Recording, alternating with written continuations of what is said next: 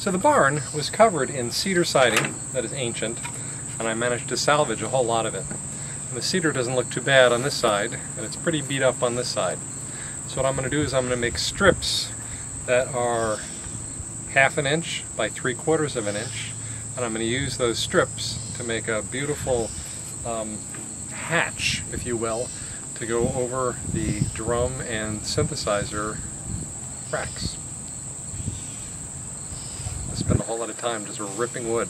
I need a total of 60 pieces that are 2 feet long.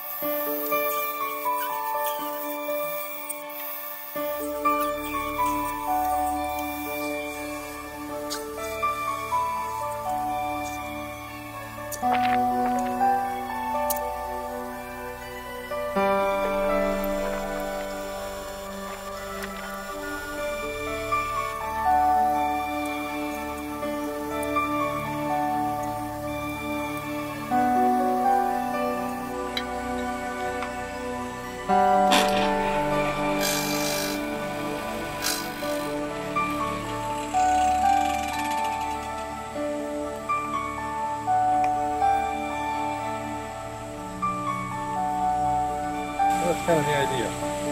Nice.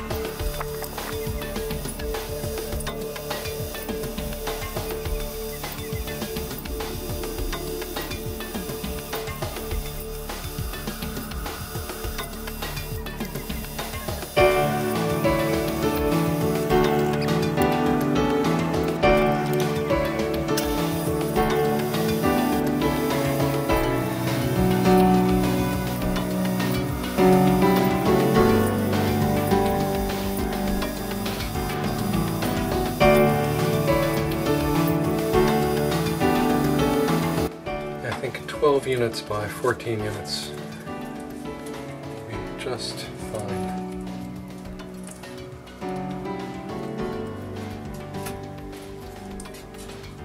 Okay.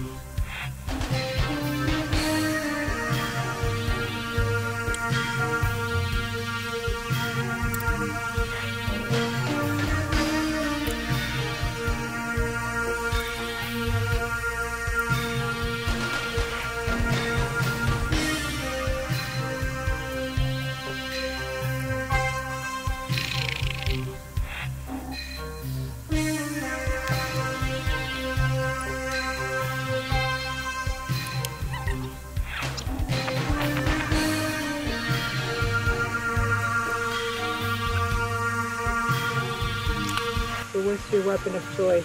Oh, scrubbing bubbles. Scrubbing bubbles are amazing.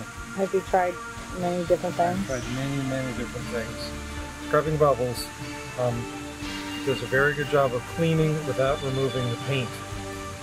You can see that obviously there's some paint, and then there's the silk screen white lines. Yeah.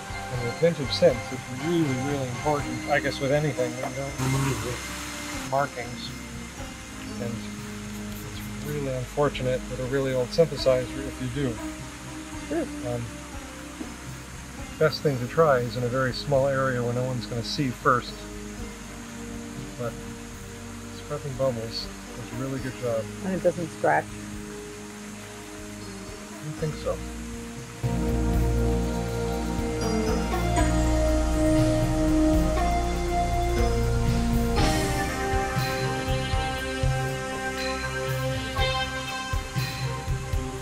Who knows how many Bartles and James wine coolers that's spilled on. And Zinfandel.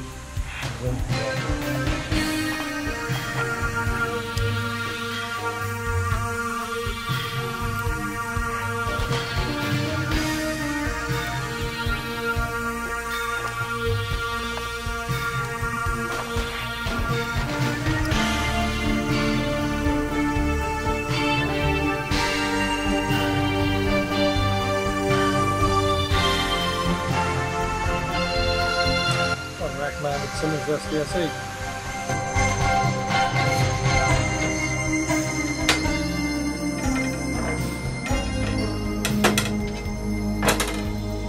Oh my goodness gracious, it actually fits. So this rack contains a few of my favorite drum machines, rack mount drum machines, including the Yamaha RM50, the Alesis DM Pro, the Alesis DM5, DM4, the Roland R8M, and the Simmons SDS8. And I have this in a submixer so I can have lots of inputs and lots of EQ on the drums. Here's another finished rack. This blue rack has a couple of my favorite synthesizers in it. The Deckard's Dream, the MKS80 Super Jupiter, the MKS70. I have a microwave. We're waiting for something special coming soon. This is the top.